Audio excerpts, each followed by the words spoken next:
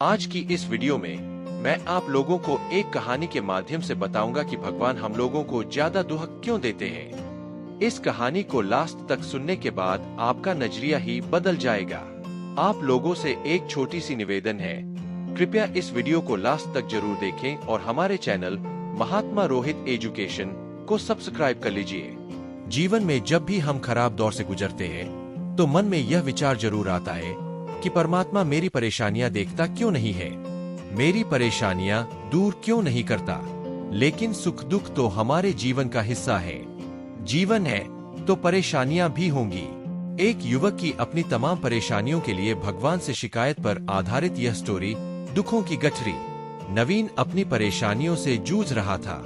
उसे लगता था कि एक अकेला वही संसार का सबसे दुखी व्यक्ति है। सिर्फ उसी के जीवन में तमाम मुसीबतें हैं। उसको भगवान से इस बात की बड़ी शिकायत रहती थी कि भगवान ने संसार के सारे दुख उसके हिस्से दे दिए और फिर सब कुछ भूल कर कानों में रुई लगाकर सो गए हैं। नवीन सोते जागते भगवान से प्रार्थना करता और फिर कभी भगवान को दोष देता तो कभी खुद को कोसता रहता। भगवान है कि न तो विनती से सुन रहे थे और न उसके उलाहने। अब नवीन बेचारा करे भी तो क्या करे। एक मुसीबत खत्म होती नहीं कि दूसरी आ जाती। एक दिन उसने सोने से पहले प्रार्थना की, प्रभु मैं आपके सामने कहता थक गया, अब और मिन्नतों की इच्छा नहीं है। एक अंतिम बार कह रहा हूँ, कृपा करके मेरी प्रार्थना सुन लीजिए। अगर आपको मेरे दुख नहीं मिटाने हैं तो कम से कम इतना तो कर सकते हैं कि किसी ऐसे व्यक्ति के दुखों से मेरा दुख बदल दीजिए जिसके जीवन में मुझसे कम दुख हो। हमेशा के लिए नहीं तो कम से कुछ महीनों के लिए ही सही, थोड़े दिन के लिए मुझे भी कुछ राहत मिल जाए। अब भगवान ने नवीन की आखिरी इच्छा सुन ही ली और उसे उस रात सपने में भगवान दिखे। भगवान बोले, बालक मैं तुम्हारी प्रार्थना रोज सुनता था, पर मैं उनके ऊपर ध्यान ज्यादा दे रहा था जो तुमसे भी ज्यादा तकलीफ में है। खैर, तुम अपने सारे कष्टों को विस्तार से एक कागज पर लिखो, फिर एक गठरी बनाओ और शहर के मुख्य चौराहे पर जाकर उसे टांग कर आ जाओ। नवीन हड़बड़ाकर नींद से जागा। पहले तो उसको बिल्कुल यकीन ही न हुआ कि सच में भगवान आए थे और उन्होंने उसे यह सब बातें कही है। फिर सोचा कि आजमाने में क्या हर्ज है, क्या पता इससे ही कोई रास्ता निकल आए। उसने भगवान के दिए आदेश के अनुसार अपनी सारी परेशानियां अलग अलग कागजों पर लिखी। इतनी परेशानियां लिख डाली कि सच में कागज का ढेर खड़ा हो गया और उसे गठरी में ही बांधना पड़ा। अब नवीन ने अपनी गठरी उठाई और पहुंच गया चौराहे पर। लेकिन वहां पहुंचकर चौराहे का नजारा देखकर अचंभे में पड़ गया। उसने देखा कि चौराहे पर तो पहले से ही लोगों की लंबी लाइन लगी हुई है जो उसी की तरह अपने अपने दुखों की बड़ी बड़ी गठरी लिए आ पहुंचे हैं। आखिर यह चक्कर क्या है? सब कुछ उसकी समझ से बाहर था। अभी वह इन विचारों में ही खोया था कि तभी एक आकाशवाणी हुई। उसमें सभी को अपनी गठरी को चौराहे पर लगी अलग अलग खूंटी में टांग देने का आदेश हुआ। वहाँ बेहिसाब खूंटियां पहले से ही बनी थी। सभी ने अपनी अपनी गठरी टांगी और फिर ईश्वर के अगले आदेश की प्रतीक्षा करने लगे। कुछ ही देर में दोबारा से आकाशवाणी हुई और सबसे कहा गया कि सभी लोग अंदाजे से कोई ऐसी गठरी उठा ले जो उन्हें अपनी परेशानियों की गठरी से हल्की समझ में आती हो।